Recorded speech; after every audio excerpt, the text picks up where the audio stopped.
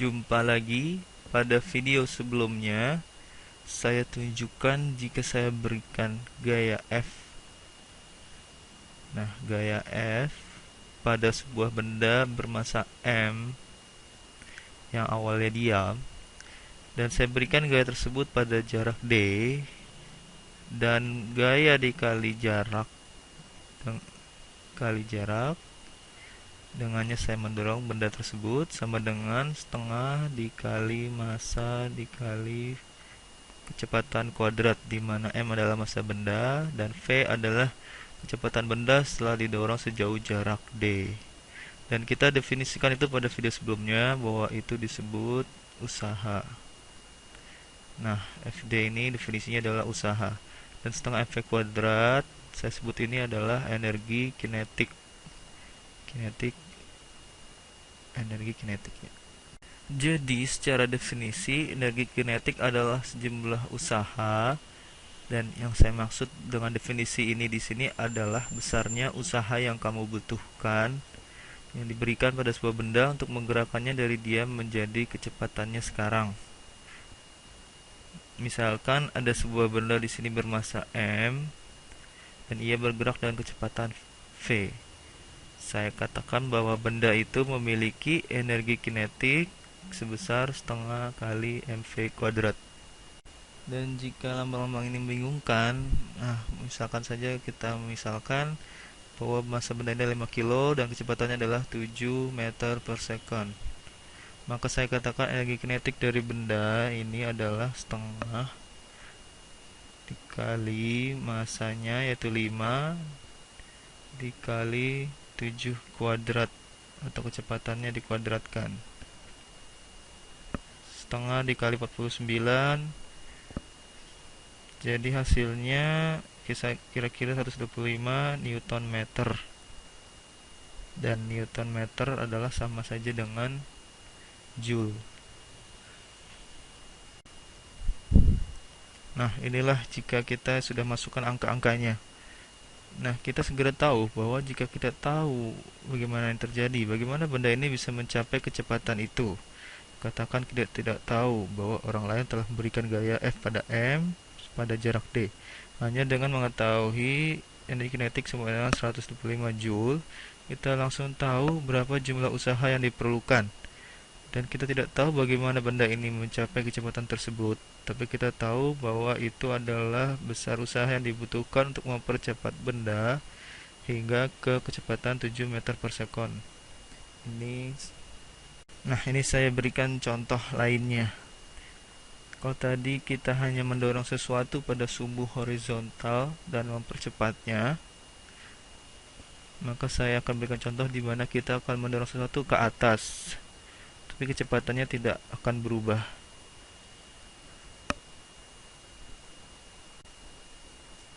Misalkan saya dalam situasi yang berbeda, dan kita dalam planet ini, bukan di luar angkasa, dan kita punya massa M, dan saya akan berikan sejumlah gaya, dan gaya yang saya berikan adalah sama dengan massa dikali percepatan gravitasinya kali kecepatan gravitasi, saya sebut dengan G. Dan saya berikan gaya ini pada jarak D ke atas. Nah, kita ganti D dengan sebut saja H. H untuk ketinggian. Jadi F dikali D sama dengan F, dan F adalah massa dikali percepatan gravitasi. Dan ingat bahwa saya mendorong dengan percepatan gravitasi ke atas, di mana percepatan gravitasi yang aslinya menarik ke bawah. Jadi F sama dengan massa dikali percepatan gravitasi, dan saya berikan pada jarak H. Nah, D-nya adalah H.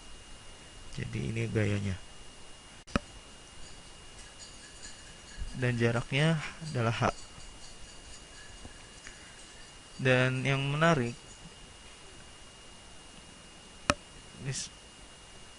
misalkan kita dalam sebuah lift yang sudah bergerak karena kamu setelah memberikan gaya sedikit lebih besar dari percepatan gravitasi hanya untuk membuatnya bergerak. Dan misalkan benda itu dalam kecepatan tetap. Nah, ini sebuah lift yang naik dengan kecepatan tetap, dan misalkan massa dari lift adalah 10 kilo dan bergerak ke atas. Ia bergerak pada jarak mungkin sekitar 100 meter. Jadi kita tahu bahwa usaha yang dilakukan oleh apapun yang menarik lift ini kemungkinan adalah tegangan pada tali ini yang menarik ke atas.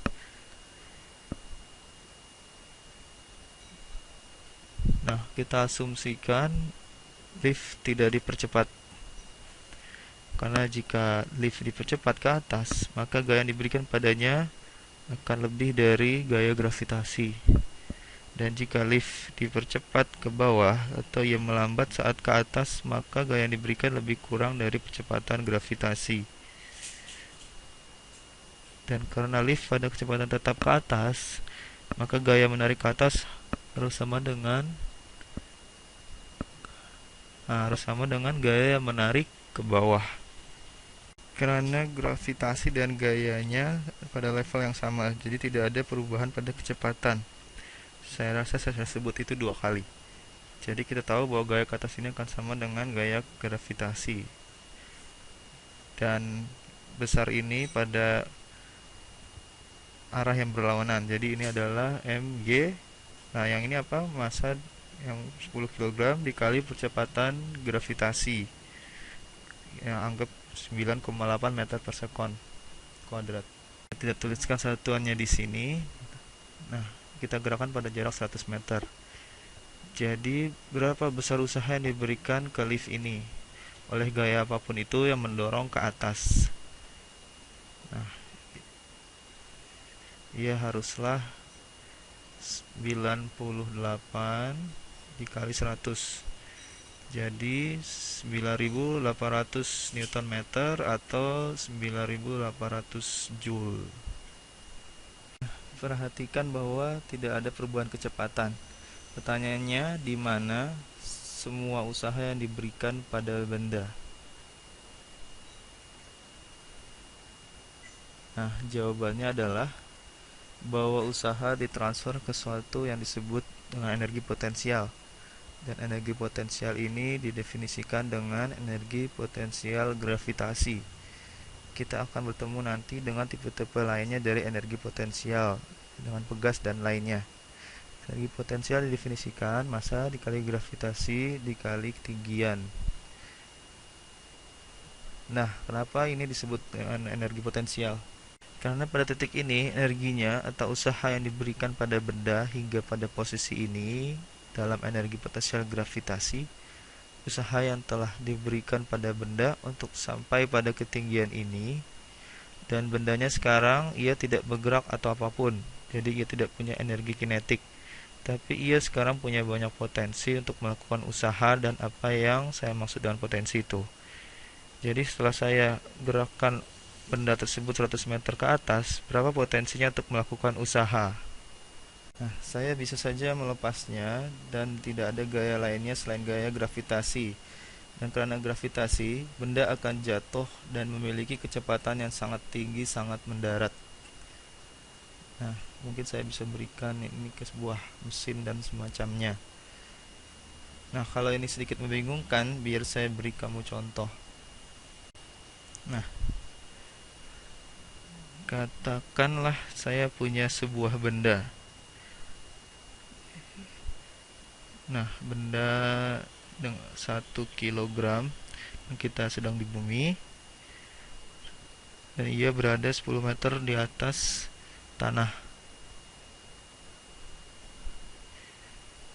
Nah, 10 meter di atas tanah. Kita tahu energi potensial sama dengan massa dikali gravitasi dikali ketinggian. Nah, massanya 1, dan katakan kecepatan gravitasinya 10 meter per sekon kuadrat dikali 10 dikali tingginya, yaitu 10, didapat besarnya 100 Newton meter, yang sama saja dengan 100 Joule. Nah, selanjutnya kita tahu bahwa dibutuhkan usaha 100 joule untuk membuat benda ini dari tanah, nah hingga ke titik ini di atas. Nah, sekarang kita bisa gunakan rumus lama kinematik kita untuk mengetahuinya, yaitu jika saya lepaskan benda ini, seberapa besar kecepatannya saat menyentuh tanah. Kita dapat lakukan itu, tapi saya akan tunjukkan cara yang lebih cepat. Disinilah konsep usaha dan energi sangat berguna. Kita punya hukum kekekalan energi, bahwa energi tidak bisa diciptakan atau dihancurkan, ia hanya berpindah dari satu bentuk ke bentuk lainnya. Nah, pada situasi ini, di mana saya mengambil objeknya dan meletakkan di atas sini ia punya banyak sekali energi potensial. Namun pada saat ia di bawah sini ia tidak punya energi potensial lagi karena ketinggiannya menjadi 0. Jadi di sini energi potensial sama dengan 100 dan di sini energi potensialnya sama dengan 0. Nah, saya tadi baru memberitahu hukum kekayaan energi. Tapi pada contoh ini seluruh energi potensialnya lenyap. Nah, nanti pasti saya akan tunjukkan di video berikutnya bahwa energi potensial berubah menjadi energi jenis lainnya. Dan saya rasa kamu sudah bisa tebak tipenya, karena benda ini akan bergerak dengan sangat cepat sesaat sebelum menyentuh tanah. Sekian, jumpa lagi.